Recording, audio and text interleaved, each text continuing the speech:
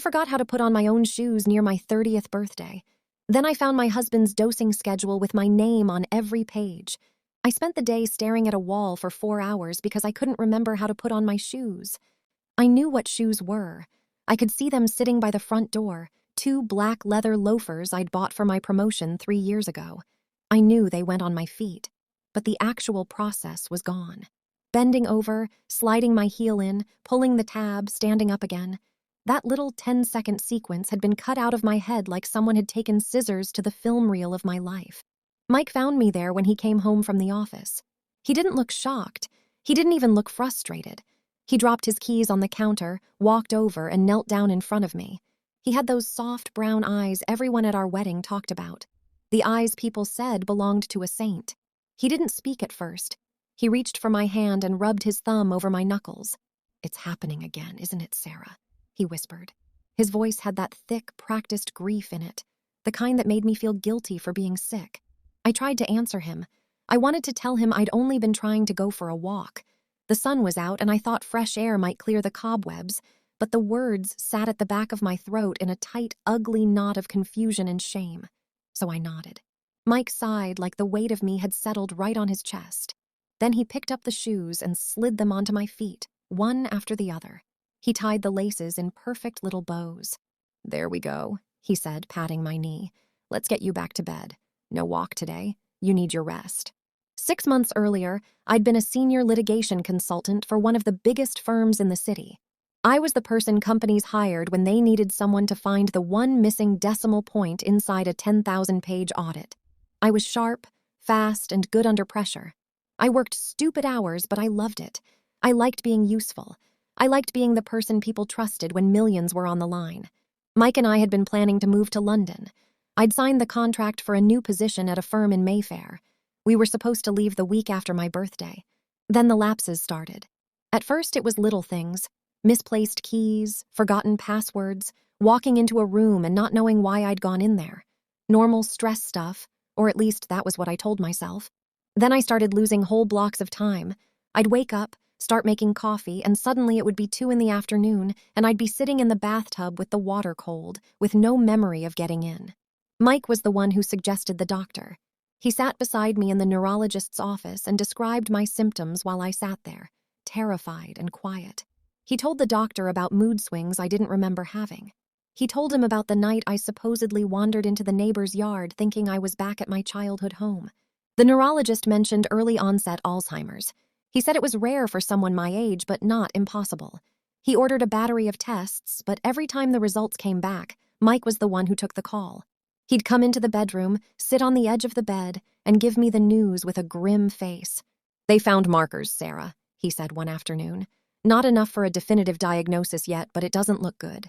I believed him. Why wouldn't I? Mike was the love of my life. He'd stayed with me when my parents died in a car wreck 3 years earlier. He'd held me together while I worked 80-hour weeks to make partner.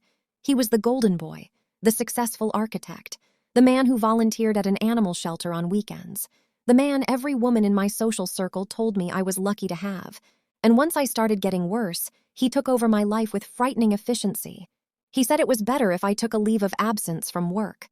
Then, a month later, he told me the firm had decided to let me go because they needed someone who was mentally present.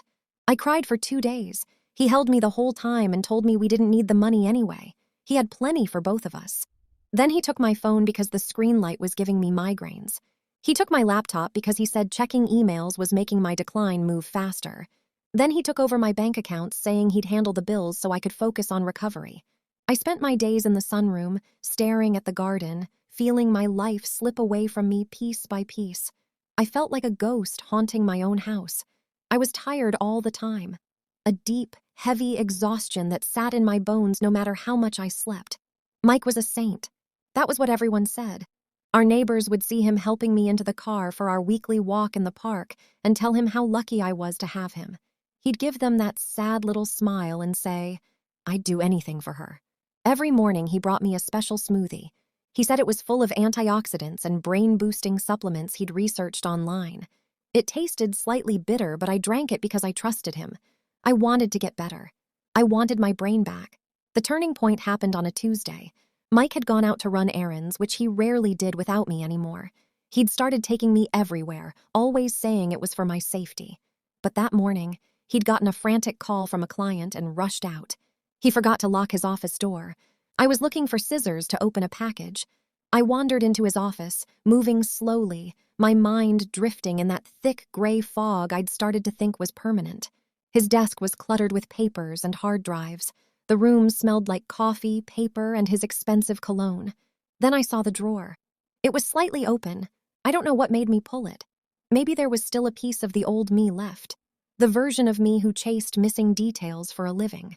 Inside, tucked behind a stack of tax documents, was a collection of small amber vials. They had no labels, just handwritten numbers on the caps. Next to them was a logbook. I opened it with shaking hands. It wasn't a client log. It was a dosing schedule. My name was at the top of every page, every smoothie, every cup of tea, every evening meal Mike had prepared for me over the last 6 months. Next to the dates were notes on my behavior. 10 milligrams. Sarah forgot where she put her shoes. 15 milligrams. Sarah struggled to follow the plot of a 30-minute sitcom. 20 milligrams. Sarah is completely dependent now. Move to London effectively canceled. I stood there in his office with the book open in my hands, and for a few seconds, I couldn't make my brain accept what I was seeing. Then I recognized the compound name written in the margin. It was a research chemical, a synthetic derivative used in animal studies to mimic cognitive decline associated with late-stage neurodegenerative diseases. It was potent, nearly tasteless when mixed with strong flavors, and almost impossible to detect in standard blood panels unless someone was specifically looking for it.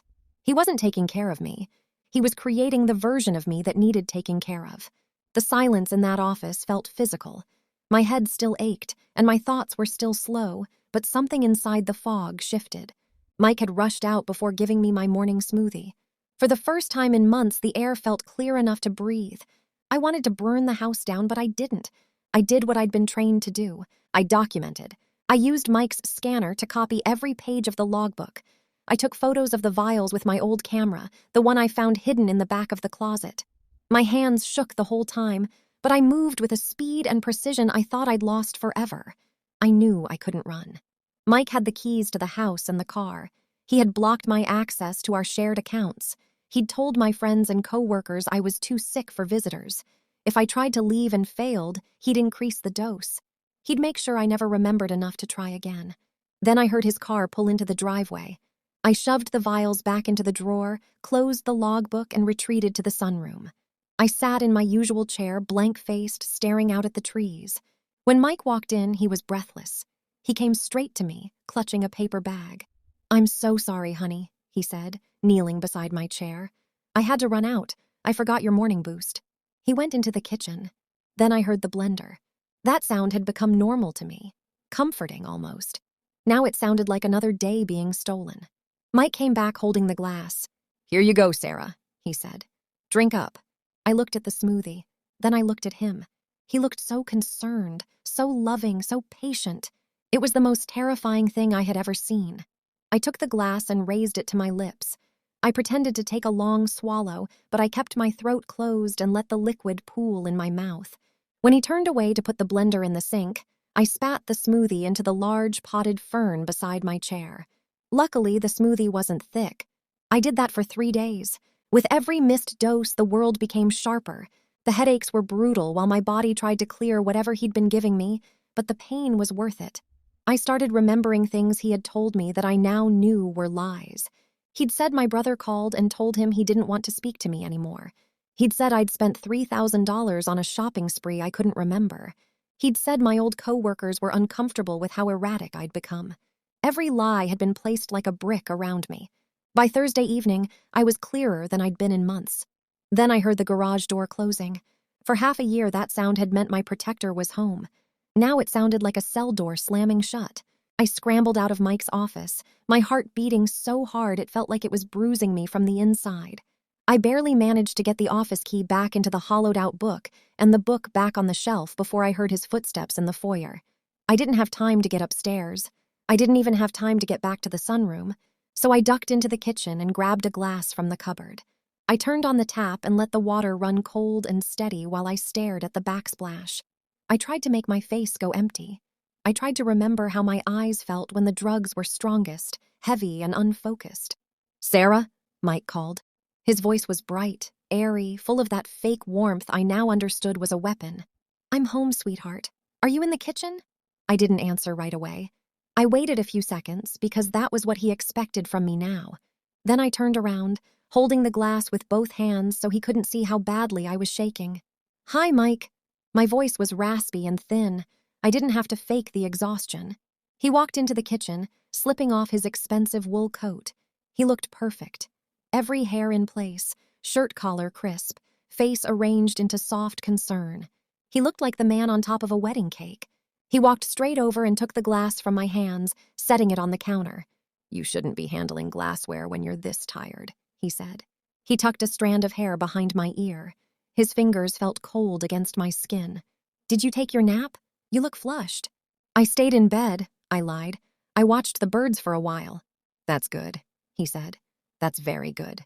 Rest is the only thing that's going to keep you stable." He unpacked the food he'd brought home. "I picked up Thai on the way back. Your favorite, yellow curry." The smell hit me, and my stomach turned. I used to love that curry. It was warm and rich and spicy. Now I looked at the container and knew exactly why he had chosen it. The sauce was strong enough to hide the bitter edge of whatever he was putting in my food. I watched him move around the kitchen. He was graceful and deliberate. He pulled 2 bowls from the cabinet and hummed a cheerful little tune while he served dinner. Something classical, light and smug. That was when I realized he was happy. He was enjoying this. He wasn't a devastated husband barely holding himself together. He wasn't a saint. He was a man at the height of his power, playing caretaker while he erased me one dose at a time. I sat at the small breakfast table with my hands folded in my lap. Mike spooned curry into my bowl. He was generous with the sauce. "Eat up, Sarah," he said, sliding it in front of me. "I want to see you finish the whole thing. We've got a big weekend coming up. We should celebrate even if it's just a quiet night here." I picked up the spoon. My mind was moving faster now, but not fast enough to feel safe. If I refused to eat, he'd know something had changed. Mike watched everything. He tracked my sleep, my meals, my moods, my bathroom trips. He treated me like a patient on a ward, except he was the disease. I took a small bite. I made myself chew slowly. I let my face stay loose and confused, like I was struggling with the texture. "It's good, Mike," I whispered. He smiled. For the first time, I saw the mask slip. Just the corners of his eyes tightening, something cold and satisfied passing across his face for half a second. Then he was my worried husband again. He sat across from me and ate his own dinner. He talked about his day, a meeting with a client, a building he was designing, some contractor he thought was an idiot. He talked to me like I was a child or a pet. He didn't expect a real response. He only wanted an audience. As I sat there pretending to eat, I thought about London. I thought about the Mayfair office. I thought about walking by the Thames in a coat I hadn't bought yet. I thought about the life I was supposed to be living. And I remembered something I hadn't let myself fully face before. I had been pulling away from Mike before all of this started. No affair, no screaming fights, nothing like that. Just small private realizations. How he corrected me in front of people. How he hated when I had plans without him. How every success of mine somehow became a problem for him to manage. I'd been planning to suggest separate apartments in London. Same city, same marriage, but space. I think he knew. I think he felt me slipping out of his control, and this was how he fixed it. I moved the food around the bowl. Every time he looked away, I spat a little into the thick cloth napkin in my lap. It was disgusting, but it worked. After dinner, he helped me to the sofa like I might collapse if he didn't guide every step. He put on a nature documentary about the deep sea. Blue light filled the room. Strange creatures drifted across the screen while Mike sat beside me with his arm over my shoulders. Then he brought up the trust. He did it casually, like it was just another boring piece of adult life. "I was thinking," he said, voice low and soothing, "since your birthday is on Saturday, we should probably take care of some paperwork for your parents' estate." The lawyers called again. They said it would be easier if I handled the transition since you're not up to meetings. I leaned my head on his shoulder and closed my eyes. "I don't know, Mike. It sounds complicated." "It's not," he said. "I've already prepared the documents. You just need to sign a few things Saturday morning. Then you never have to worry about money again." His hand moved slowly over my hair. "I'll make sure you're taken care of for the rest of your life. You'll stay right here with me, where it's safe." The way he said safe made my skin crawl. It didn't sound like comfort. It sounded like a life sentence. He stayed beside me for another hour. Every so often, his hand moved over my shoulder or my hair like he was petting something he owned. I kept thinking about the heavy glass vase on the coffee table. For one ugly second, I imagined picking it up and bringing it down hard enough to end this whole nightmare. I imagined the sound, the mess, the relief, but I didn't move. If I missed, if I hesitated, if I didn't do enough, he would make sure I never got a second chance. Eventually, he stood. "Time for bed," he said, "and time for your evening boost." He went to the kitchen. I heard the familiar little pop of a pill being pushed through foil. He came back with a white pill and a glass of water. I took the pill, placed it in my mouth, and tucked it under my tongue. Then I drank the water, making sure he saw my throat move. "Good girl," he said. It took everything in me not to react. He helped me upstairs and into bed. He tucked the duvet around me, kissed my cheek, and turned off the light. I heard him walk down the hallway. Then I heard his office door lock. I waited in the dark. I counted the seconds. When I finally heard the faint clicking of his keyboard, I spat the pill into my hand and wiped it under the mattress. Then I lay there with my eyes open. 36 hours. That was all I had. 36 hours until my birthday. 36 hours until I turned 30 and became a multimillionaire on paper and a helpless patient in reality. I needed help, but I had no phone, no car, no laptop, and no clean way to contact anyone. Mike had told everyone I was too sick for visitors. He had cut me off so completely that if I disappeared tomorrow, people might not even question it for weeks. Then I remembered Mrs. Miller. She lived next door. She was 80 years old, sharp as a pin, and obsessed with her garden. She had been the only person who never seemed fully sold on Mike's saint routine. A few months earlier, when I was still able to walk to the mailbox, she'd stopped me and asked why I looked so tired. Mike had appeared out of nowhere, put his hand on my back, and steered me toward the house. "She's having a bad day," he'd told her. But Mrs. Miller hadn't looked at me with pity. She had looked suspicious. I waited until I was sure Mike was deep into his work. Then I got out of bed. I didn't turn on any lights. I moved through the bedroom by memory, touching the dresser, the wall, the edge of the chair. Our bedroom window overlooked the backyard and the fence between our house and Mrs. Miller's. Her porch light was still on. She was usually awake late with tea and a police scanner. I tried to open the window. It didn't budge. Mike had painted the windows shut weeks earlier. He'd said it was to prevent drafts from aggravating my condition. I stood there in the dark, my hands on the cold frame, and understood just how prepared he was. He hadn't trapped me in one big, obvious way. He'd done it in hundreds of small domestic ways. No phone, no laptop, no car keys, no visitors, painted windows, managed food, managed money, managed reality. I looked around for something, anything, that could help. Then I remembered the whistle. Years earlier, when I started running marathons, my dad had given me a small silver safety whistle. I used to keep it in an old pair of winter boots at the back of my closet. I hadn't thought about it in years. I went to the closet and dug through the boots with shaking hands. It was still there. Small, cold, real. I went back to the window, then stopped. If I blew it in the bedroom, Mike would hear it too clearly. I couldn't break the glass. The sound would bring him running. Then I looked at the bathroom. There was a tiny frosted window above the vanity. Too small to climb through, but not painted shut. I crept into the bathroom and climbed onto the vanity, gripping the sink for balance. My legs felt weak, and for one nasty second I thought I might fall and ruin everything. But I got the window open. Cold night air rushed in, smelling of damp earth and wood smoke. Mrs. Miller was on her porch, wrapped in a blanket, sitting in her rocking chair. I put the whistle to my lips and blew. The sound cut through the quiet suburb, sharp and piercing. Mrs. Miller's head snapped up. I blew again. 3 short blasts, the signal for help. She stood so fast her rocking chair clattered against the deck. She walked to the edge of her porch, staring into the darkness between our houses.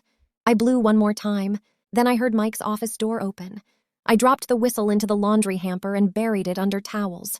Then I scrambled back to bed, moving so fast and so badly that I banged my hip against the dresser. I threw myself under the covers and pulled the duvet up to my chin, just as the bedroom door creaked open. The hallway light spilled across the floor. Mike stood in the doorway. He didn't move at first. He just stood there, breathing. I kept my eyes shut and forced my breathing into the slow, heavy rhythm he expected from me. "Sarah," he said. His voice was quiet, but it had an edge I'd never heard before. Not the saint, not the husband, the owner of the cage. I didn't move. "Sarah, I know you're awake," he said, stepping into the room. I heard a noise. I groaned and made it sound thick and confused. Then I blinked up at him, squinting like the light hurt. "Mike?" I muttered. "What is it? What is that sound?" He came to the side of the bed and looked down at me. "What sound, Sarah?" "A whistle," I said. I leaned hard into the lie. "I heard a whistle, like the one my dad had. Is he here? Is Dad here?" His posture relaxed a little. He thought I was hallucinating. He thought the drugs were finally chewing through my sense of time. He sat on the edge of the mattress, his weight pulling the sheets tight. "Your father isn't here, Sarah. You know that." I stared at him like I didn't understand. "You were dreaming," he said. "It was probably the wind in the chimney, or a siren in the distance." "It was so loud," I whispered. I let a tear roll down the side of my face.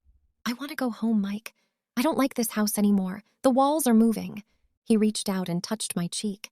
I wanted to pull away. I wanted to bite his hand. I wanted to scream into his face that I knew everything. But I stayed still. "We are home, sweetheart," he said. "You're safe. I'm going to stay right here until you fall back asleep." And he did. For 1 full hour, Mike sat beside me in the dark and watched me breathe. I lay there with my eyes closed, pretending to be broken. Every minute felt like another hand around my throat. Eventually, he got up and left. This time, he left the bedroom door cracked open. I didn't hear the office door lock afterward. He was on alert now. I stared at the ceiling. I knew Mrs. Miller had heard me. I'd seen her stand up, but she hadn't called the police yet. Maybe she was second-guessing herself. Maybe she thought it was a prank. Maybe she thought it was just some strange sound in the night. I needed to give her something real. And I needed to make sure that when the police arrived, they didn't just find a confused wife and a concerned husband with a stack of medical records. I needed the logbook. I needed the vials. I waited until 3 a.m. The house was silent, except for the refrigerator downstairs and the pipes creaking in the walls. I got out of bed again. This time, I didn't go to the bathroom. I went for the hallway. I moved down the stairs 1 inch at a time, keeping my weight near the edges of the steps so the old wood wouldn't creak. My body felt weak, but my head was clearer than it had been in months. Not perfect, not normal. There was still a dull throb behind my eyes, and every movement felt like it had to travel through water first, but my thoughts were mine again. That was enough. I reached Mike's office door. It was slightly open. A faint glow came from his computer monitor. I peered inside and saw him asleep in his leather chair, his head tilted back, mouth slightly open. He looked almost ridiculous like that. Less like the perfect husband. More like a man who had gotten too comfortable inside his own lie. On the desk, right beside his elbow, was the leather-bound logbook, the proof of what he had done to me. I stepped into the room barefoot, silent on the rug. My fingers were inches from the cover when his monitor flickered. A new email had arrived. I couldn't help looking. The subject line read, "London Mayfair, contract termination and refund." I leaned closer, reading the message in the pale blue light. It was from the firm I was supposed to join.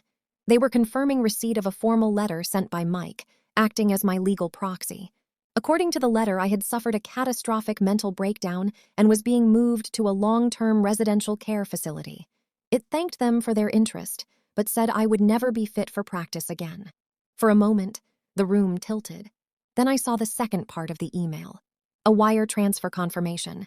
Mike had used the forged power of attorney to liquidate my signing bonus and relocation stipend. He had already started moving the money. There was another email open behind it, drafted but not sent yet. It was addressed to a real estate agent in Switzerland. He wasn't only stealing my parents' money, he was planning to disappear. He was going to put me in a home, take the trust money on my birthday, and leave the country while everyone believed his poor, sick wife had finally become too unwell to manage. My hand closed around the logbook. I tucked it under my arm, then opened the drawer and grabbed the amber vials, shoving them into the pockets of my robe. Mike stirred. I froze. He didn't open his eyes. He let out a low, irritated groan, shifted in the chair, then went still again.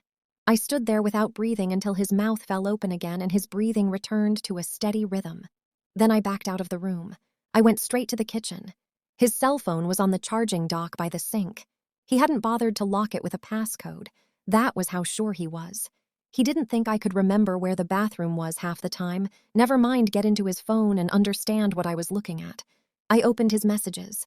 There were texts from my brother, my friends, and old co-workers, dozens of them, and every single one had been answered by Mike, pretending to be me. The messages he sent as me were horrifying, disjointed, full of typos, paranoid, cruel in a way that made me feel sick because it sounded like someone trying to imitate a woman falling apart. He had not just isolated me, he had made people afraid of me. My brother Tom had texted the day before, "Sarah, I'm coming down this weekend. I don't care what Mike says. I need to see you."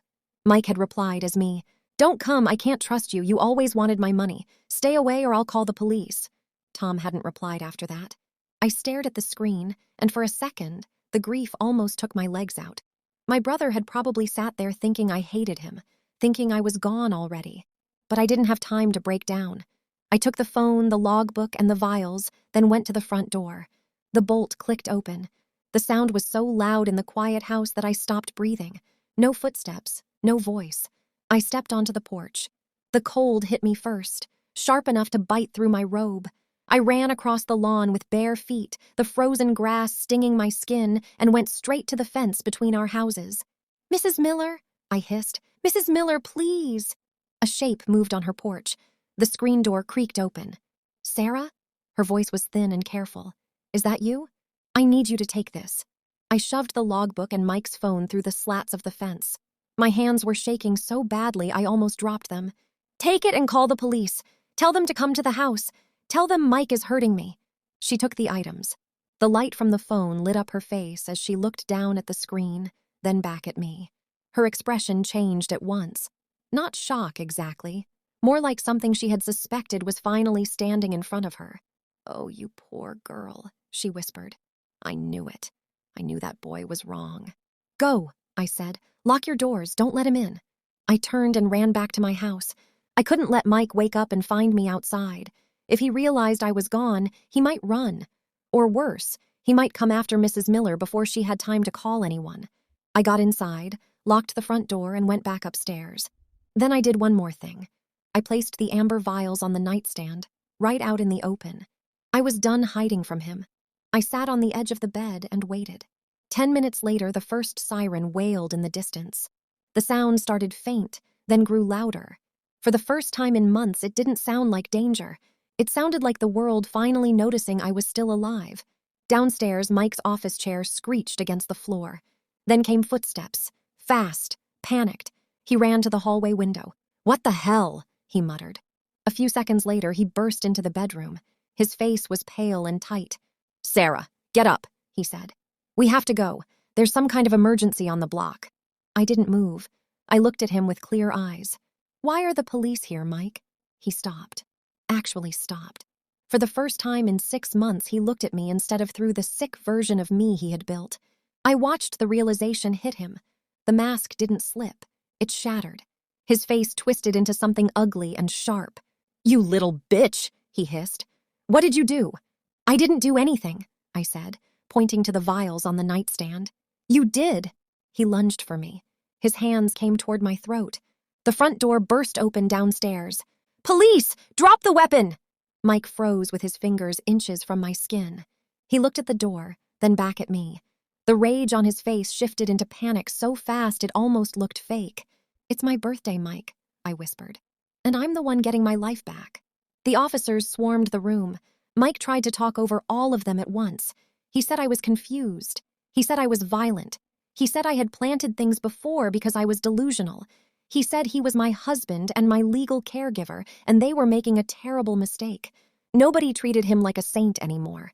They pulled him off the bed and put him face down on the hardwood.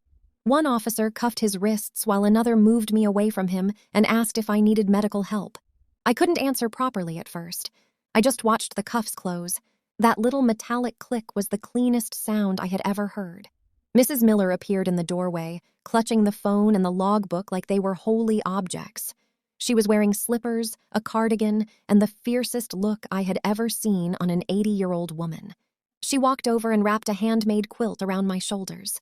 "It's over, honey," she said. "You're okay now." Mike kept yelling as they dragged him out. He said I was crazy. He said I was unstable.